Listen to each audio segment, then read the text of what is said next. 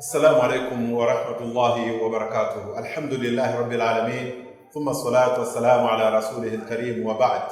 Tumemika Allah subhanahu wa ta'ala amene adatilenga ino ndine komanso tipeleke madalitso ndi mtendere kuti zipite kwa mtumiki wake womaliza Muhammad sallallahu alaihi wasallam kubanja lake maswahaba komanso onse amene akumusatira kufikira tsiku la kiyama. Ndabweranso ine mbale wanu mwambuye kuti tilongosolane ndi kukumbusana zina zimene Mulungu Allah subhanahu wa ta'ala komanso mtumiki wake Muhammad sallallahu alaihi wasallam akutikumbutsa. Cholinga chake chimakhala kuti ife tikamva tigwiritse ntchito.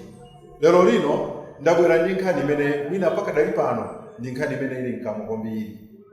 Mumamva zachisoni kwambiri kuti mwina abambo ena ake awadula khutu akazi awo, kapenanso kumva kuti ayi mzimayi wina wabaya mwamuna wake kapena wampasa poison, kapenanso iyayi abambo ena akumenyana. Ndipo lero lino zikakhala ndewu za mbanja ndi zikumachitika tsiku ndi tsiku, komanso dera ndi dera umapezeka kuti muderamo muli ndithu kabanja kena kake kamene kakumenyana.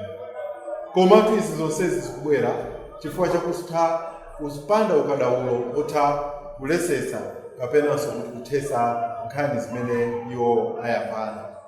Komatu pali anthu ena chizolowezi chawo ndi chimenecho chomangomenya. Kodi chisilamu chikutinji? Iyi ndi nkhanza imene ikuchitika kwambiri ndipo zikuonesa kuti imawachitikira kwambiri azimayi.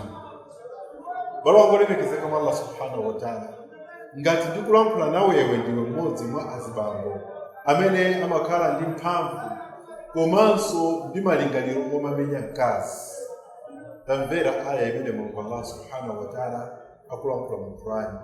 Bada a'udhu billahi minash shaitani rajim, wa'ashiruhunna bil ma'ruf.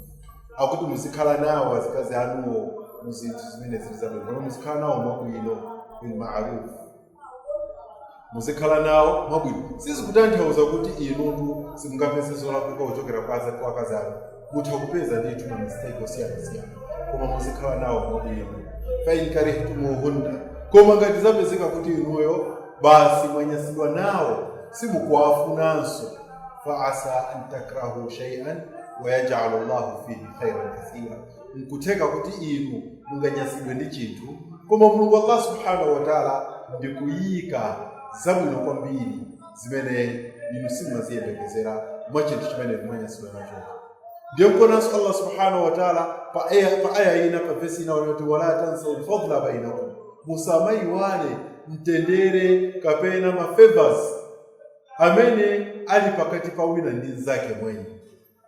Kawiri anthu amatha kupanga chiganizo cholakwika chifukwa chosalingalira bwino za ubwino umenenso zakoyo ali nawo. Ndiyo kuna Allah subhanahu wa ta'ala wayika basis, wayika chikhalidwe cha pabanja kukhala bil ma'ruf, chochitirana zabwino. Balongo lemekezeka taona mtumiki wathu Muhammad sallallahu alaihi wasallam adalankhula hadithi imene adalankhula pa nthawi imene adachita haji yake yomalizira imene machita hajjatul wada, yomwenso ndiyoyamba mmoyo wake adakuchita haji imodzi, koma inalinso yakusanzikana ndi umma wake ndi nthawi imeneyo. Koma pa nthawi imene adalankhula mfundo zikuluzikulu pa Arafa, mfundo imodzi adanati istausu bin nisa'i khairan, ndithu muzipereka malangizo abwino kwa akazi anu, kapena kuti ndikupatsani malangizo kuti muzachitira zabwino zikazi. Apa mtumiki wathu sallallahu alaihi wasallam adafuna kuti atiteteze inu ndine kuti tikhale anthu ochitira zabwino wina ndi nzake pabanja.